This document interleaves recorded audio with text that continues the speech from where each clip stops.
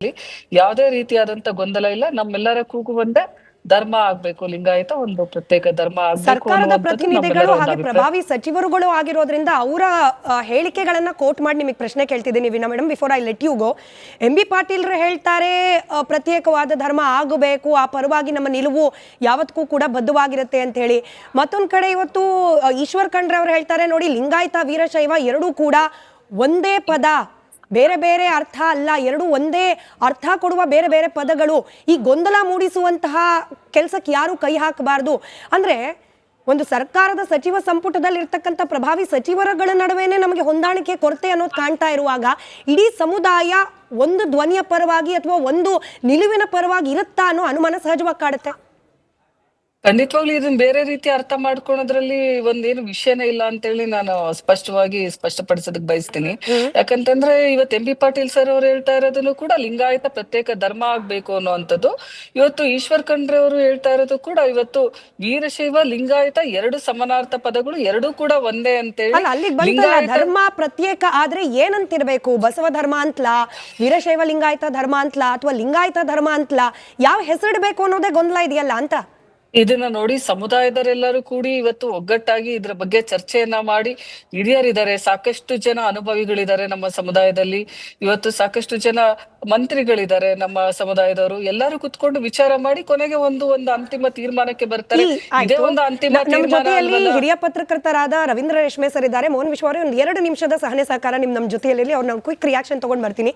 ಈ ಒಗ್ಗಟ್ಟು, ಸಮುದಾಯದ ಹಿರಿಯರೆಲ್ಲರೂ, ಮುಖಂಡರೆಲ್ಲರೂ, ಮಠಾಧೀಶರು ಎಲ್ಲರೂ ಸೇರಿ ಒಗ್ಗಟ್ಟಿನ ನಿರ್ಣಯ ಎಲ್ಲಿ ಕಾಣ್ತಿದೆ ಸರ್? ಹುಬ್ಬಳ್ಳಿ ಸಮಾವೇಶದ ಬಗ್ಗೆ ಬೆಂಗಳೂರು ಸಮಾವೇಶದ ಜನ ಮಾತಾಡ್ತಾರೆ, ಬೆಂಗಳೂರು ಸಮಾವೇಶ ಸರಿ ಇಲ್ಲ ಅಂತ ಹೇಳಿ ಇಲ್ಲಿದ್ದ ಕೆಲವರು ಅಪಸ್ವರ ಎಬ್ಬಿಸ್ತಿದ್ದಾರೆ. ಸೊ ಈ ಒಗ್ಗಟ್ಟಿನ ನಿರ್ಧಾರ ಅನ್ನೋದು ಅಷ್ಟು ಈಸಿ ಇದೆಯಾ ಅಂತ ನೋಡಿ. LG ಹಾವನೂರು ವರದಿ ಆಗಲಿ, ವೆಂಕಟಸ್ವಾಮಿ ವರದಿ ಆಗಲಿ, ಚಿನ್ನಪ್ಪರೆಡ್ಡಿ ವರದಿ ಆಗಲಿ, ಅವು ಎಲ್ಲ ವರದಿಗಳು ಒಂದು ಮಾತು ಸ್ಪಷ್ಟವಾಗಿ ಹೇಳಿದರು. ಲಿಂಗಾಯತ ಅನ್ನೋದು ಒಂದು ಜಾತಿ ಅಲ್ಲ, ಅದನ್ನು ಹತ್ತಾರು ಜಾತಿಗಳ ಒಂದು ಸಮುಚ್ಚಯ ಅಂತ ಅಂದ್ಬಿಟ್ಟು.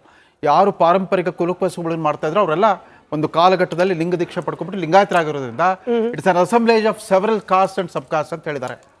ಆಮೇಲೆ ಇವತ್ತು ಪ್ರತ್ಯೇಕತಾವಾದಕ್ಕೆ ಅಂಥ ತುರ್ತು ಅಗತ್ಯ ಏನು ಬಂದ್ಬಿಡ್ತು? ಹಿಂದೂ ಧರ್ಮದವ್ರು ಏನಾದರೂ ನಮ್ಮ ಮೇಲೆ ಅತ್ಯಾಚಾರ ಮಾಡಿದಾರಾ? ಹಿಂದೂ ಧರ್ಮದಲ್ಲಿರೋ ನಮ್ಮ ದೇಶ ಬಾಂಧವರಾಗಲಿ, ನಮ್ಮ ರಾಜ್ಯದಲ್ಲಿರೋ ಇತರ ಕನ್ನಡಿಗರಾಗಲಿ ನೋಡಿ, ಇವತ್ತು ನನಗೆ ಗಾಬರಿ ಆಗ್ತಾ ಇದೆ. ಅಕಸ್ಮಾತ್ 1956 ನವೆಂಬರ್ 1 ಭಾಷಾವಾರು ಪ್ರಾಂತ್ಯ ರಚನೆ ಆಗದೆ ಹೋಗಿದ್ರೆ ಜಾತಿವಾರು ಪ್ರಾಂತ್ಯಗಳಾಗಿಬಿಟ್ಟು ಸಿಡಿದೋಗ್ಬಿಡ್ತಾ ಇತ್ತು ಕರ್ನಾಟಕ. ಅವತ್ತು ಭಾಷೆಯನ್ನು ಒಂದು ಜಾತ್ಯತೀತ ಮಾನದಂಡವಾಗಿ ಇಟ್ಕೊಂಡ್ಬಿಟ್ಟು ಇಡೀ ದೇಶದವನ್ನು ಆಡಳಿತಾತ್ಮಕ ಘಟಕಗಳನ್ನು ರಚಿಸಿದ್ರಿಂದ ಒಂದು ಕರ್ನಾಟಕವನ್ನು ಸೃಷ್ಟಿ ಆಯಿತು. ಆ ಏಕೀಕರಣದ ಹೋರಾಟದಲ್ಲಿ ಕೂಡ ಲಿಂಗಾಯತರು ಮುಂದೆ ಇದ್ದವರು ಇವತ್ತು ಯಾಕೆ ಪ್ರತ್ಯೇಕತಾವಾದಕ್ಕೆ ಜೋತು ಬಿಡ್ತಾ ಇದ್ದಾರೆ? ನಮ್ಮ ಧರ್ಮಗುರುಗಳಿಗೂ ಕೇಳ್ತಾನೆ, ನಮ್ಮ ರಾಜಕಾರಣಿಗಳು ಕೇಳ್ತಾನೆ, ನೀವು ಯಾವತ್ತು ಯೂನಿಟಿ ಆ್ಯಂಡ್ ಇಂಟಿಗ್ರಿಟಿ, ನಿಮ್ಮ ಕಾಂಗ್ರೆಸ್ ಪಕ್ಷದ ಇಂದಿರಾ ಗಾಂಧಿಯವರು, ರಾಜೀವ್ ಗಾಂಧಿಯವರು ಯೂನಿಟಿ ಆ್ಯಂಡ್ ಇಂಟಿಗ್ರಿಟಿ ಅನ್ನೋ ಮಂತ್ರ ಪಠಿಸ್ತಾ ಅವ್ರು ಪಾಪ ಬಲಿಯಾಗ್ಬಿಟ್ರು, ದೇಶಕ್ಕಾಗಿ ಬಲಿದಾನ ಮಾಡಿದರು. ಇವತ್ತು ಮತ್ತೆ ಪ್ರತ್ಯೇಕತಾವಾದವನ್ನು ಯಾಕೆ ನೀವು ಬೆಂಬಲಿಸ್ತಾ ಇದ್ದೀರಿ, ಅನುಮೋದಿಸ್ತಾ ಇದ್ದೀರಿ? ಸ್ವಲ್ಪ ಆತ್ಮವಿಮರ್ಶೆ ಮಾಡ್ಕೊಳ್ಳಿ. ಯಾಕೆ ಪ್ರತ್ಯೇಕವಾಗಬೇಕು? ನಾವು ಪ್ರತ್ಯೇಕವಾಗಿಬಿಟ್ರೆ ದಲಿತರು ಮತ್ತು ಹಿಂದುಳಿದವರ ಮೇಲಿರೋ ನಮ್ಮ ಸಾಮಾಜಿಕ ಜವಾಬ್ದಾರಿಯಿಂದ ಪಲಾಯನ ಮಾಡ್ದಂಗೆ ಆಗುತ್ತೆ. ಪ್ರತ್ಯೇಕತಾವಾದ ಅನ್ನೋದು ಪಲಾಯನ. ನಾನು ಸಿದ್ದರಾಮಯ್ಯನವ್ರನ್ನ ದೂಷಿಸ್ತಾ ಇಲ್ಲ, ನಾವೇ ಹೋಗ್ಬಿಟ್ಟು ಸಿದ್ದರಾಮಯ್ಯನವ್ರನ್ನ ಕೂರಿಸ್ಕೊಂಡ್ಬಿಟ್ಟು ಅವ್ರು ವಿಭೂತಿ ಹಚ್ಚಿಬಿಟ್ಟು ನಮ್ಮ ಪ್ರತ್ಯೇಕ ಧರ್ಮದ ಇದು ಕೊಡಿಸಿ, ಮಾನ್ಯತೆ ಕೊಡಿಸಿ ಅಂತ ಕೇಳ್ತಾ ಇದೀವಲ್ಲ, ಯಾವ ಸ್ಥಿತಿಗೆ ಬಂದ್ಬಿಟ್ವಿ? ನಾವು ಯಾವತ್ತೂ ಐಕ್ಯತೆ, ಭಾವೈಕ್ಯತೆ ಪರವಾಗಿರ್ಬೇಕಾಗಿತ್ತು ಹೊರತು ಪ್ರತ್ಯೇಕತಾವಾದ ಅದು ಮೊಹಮ್ಮದ್ ಅಲಿ ಜಿನ್ನಾ ಸಿದ್ಧಾಂತ. ದೇಶಕ್ಕೆ ಎಷ್ಟು ಗಂಡಾಂತರ ಬಂದಿದೆ, ಅದರಿಂದ ಎಂಥ ಸಾವು ನೋವುಗಳನ್ನ ಅನುಭವಿಸಿದೆ ದೇಶ. ಇವತ್ತಿಗೂ ಕೂಡ ಯುದ್ಧ ನಡೆದೇ ಇದೆ ಆ ಪರಂಪರೆ. ಮತ್ತೆ ಹೊಸ ಸಾಮಾಜಿಕ ಸಂಘರ್ಷವನ್ನು ಹುಟ್ಟಾಕೋದು ಜಾತಿ ಗಣತಿ ಉದ್ದೇಶ ಹಾಕೂಡ್ದು. ಜಾತಿ ಗಣತಿ ಉದ್ದೇಶ ಜಾತಿ ಸಮನ್ವಯತೆ ತರಬೇಕು, ಹಿಂದುಳಿದ ಜಾತಿಗಳ ನಡುವೆ ಸಮುದಾಯದ ಒತ್ತಾಸೆ, ಸಮುದಾಯದ ಒಲವು ಅನ್ನೋದಕ್ಕಿಂತ ರಾಜಕೀಯ ಕಾರಣಗಳೇ ಇಲ್ಲಿ ಹೆಚ್ಚಾಗಿ ಕಾಣ್ತಿದ್ಯಾ ಅಂತ ಹೇಳಿ ಮೋಹನ್ ವಿಶ್ವ ಅವರು, ವಿಜಯೇಂದ್ರ ಅವರು ಇವತ್ತು ಈ ವಿಚಾರಕ್ಕೆ ಸಂಬಂಧಪಟ್ಟಂತೆ ರಿಯಾಕ್ಟ್ ಮಾಡ್ತಾ ಹೇಳ್ತಾರೆ. ಸಮುದಾಯಗಳನ್ನ ಒಡೆಯೋ ಹುನ್ನಾರ, ಅದರಲ್ಲೂ ಆತುರಾತುರವಾಗಿ ಸಮೀಕ್ಷೆಯನ್ನ ಮಾಡ್ತಿರೋ ಸಿದ್ದರಾಮಯ್ಯನವರಿಗೆ ಮೂಲ ಉದ್ದೇಶ ಇರೋದೇ ಸಮುದಾಯಗಳನ್ನ ಒಡೆಯೋದು. ಹೀಗೊಂದು ಸ್ಟೇಟ್ಮೆಂಟ್ ಅನ್ನ ಒಂದು ಪೊಲಿಟಿಕಲ್ ಪಾರ್ಟಿಯ ರಾಜ್ಯಾಧ್ಯಕ್ಷರು ಕೊಡ್ತಾರೆ ಅಂತಂದ್ರೆ ಅದರ ಪರಿಣಾಮಗಳು ಕೂಡ, ಕೊಡ್ತಾ ಇರುವ ಸಂದೇಶ ಕೂಡ ಬಹಳ ಗಂಭೀರವಾಗಿದೆ. ಅಲ್ಲ, ಖಂಡಿತವಾಗ್ಲೂ ಸ್ಮಿತಾ, ಈಗ ನೀವು ನೋಡಿ, ನೀವು ಸಂವಿಧಾನದಲ್ಲಿ ಲಿಸ್ಟ್ ಆಗಿರೋವಂಥ, ಅಥವಾ ಲಿಸ್ಟ್ ಅನ್ನೋದಕ್ಕಿಂತ ಸಂವಿಧಾನದಲ್ಲಿ ಕೆಲವು ಕಡೆ ಬರೋವಂಥ ಒಂದು ರಿಲಿಜಿಯನ್ಗಳಿದೆಯಲ್ಲ, ಧರ್ಮಗಳು, ಆ ಧರ್ಮಗಳನ್ನಷ್ಟೇ ನೀವು ಇಲ್ಲಿ ಹೇಳಬೇಕು. ಪ್ರತಿಯೊಂದು ಕ್ಯಾಸ್ಟಲ್ಲೂ ಅಷ್ಟೇ. ಅಲ್ಲಿರೋದು ಯಾವುದು? Hindu, Muslim, Christian, Sikh, Buddha, Jainism, ಆಯ್ತಲ್ಲ. ಅದರಲ್ಲೂ ಆರ್ಟಿಕಲ್ 25 ಎಕ್ಸ್ಪ್ಲನೇಷನ್ ಕ್ಲಿಯರ್ ಕಟ್ ಆಗಿ ಹೇಳ್ತಾರೆ, ಈ ಜೈನಿಸಮ್ ಆಗ್ಬೋದು ಅಥವಾ ಸಿಕ್ಕಿಸಮ್ ಆಗ್ಬೋದು should be read as Hindus ಅಂತಾನೆ ಹೇಳ್ತಾರೆ. ಅದಾದ್ಮೇಲೆ 2005 ಒಂದು ಸುಪ್ರೀಂ ಕೋರ್ಟ್ ಜಡ್ಜ್ಮೆಂಟ್ ಅಲ್ಲಿ ಜೈನಿಸಂನ ಸಪರೇಟ್ ಆಗಿ ಒಂದು ಆಚರಣೆಗಳ ಬಗ್ಗೆ ಬಂದಿರೋ ವಿಚಾರ ಬಿಟ್ರೆ ನಿಮಗೆ ಸಂವಿಧಾನದಲ್ಲಿ ಈ 5-6 ಧರ್ಮಗಳಿರೋದನ್ನ ಮಾತ್ರ ಇವರು ಅಷ್ಟೇ ಆಪ್ ಬೇಸ್ಡ್ ಮಾಡ್ತಿದ್ದಾರೆ ಗೊತ್ತಾ. ಇವರು ಆಪ್ ನಲ್ಲಿ ನೀವು ರಿಲಿಜನ್ ಡ್ರಾಪ್ ಡೌನ್ ಅಂತ ಮಾಡಿದಾಗ ನೀವು ಅಲ್ಲಿ ಏನಾದ್ರೂ ಅಪ್ಪಿತಪ್ಪಿ ನೀವು ಸಂವಿಧಾನದಲ್ಲಿ ಇಲ್ದಿರುವಂತ ಒಂದು ಧರ್ಮವನ್ನ ಸೇರಿಸಿದ್ರೆ ಅದೇ ಅನ್ಕಾನ್ಸ್ಟಿಟ್ಯೂಷನಲ್ ಆಗುತ್ತೆ ನಿಮ್ಗೆ. ಫಸ್ಟ್ ಆಫ್ ಆಲ್ ಆ ಕಂಡೀಷನ್ ಆ ಬೇಸಿಕ್ಸ್ ಅರ್ಥ ಆಗ್ತಾ ಇಲ್ಲ.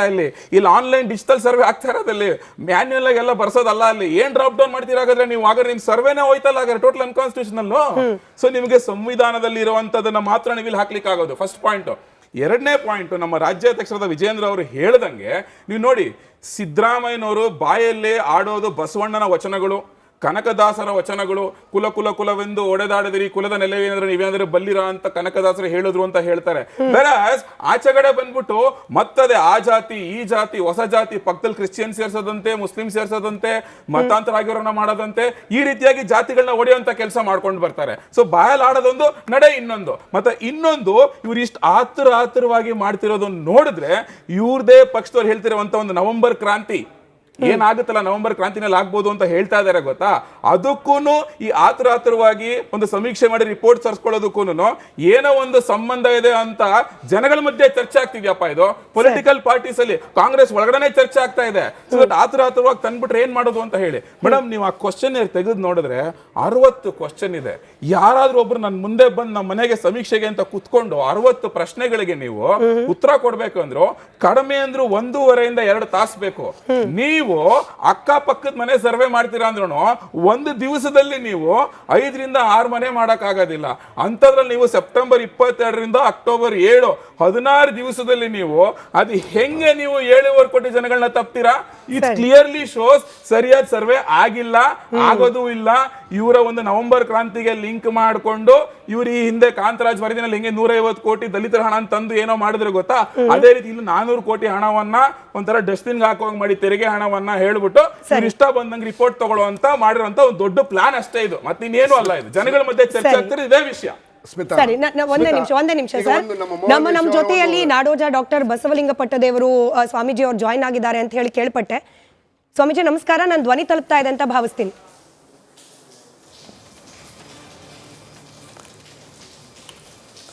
ಶರಣಾರ್ಥಿ.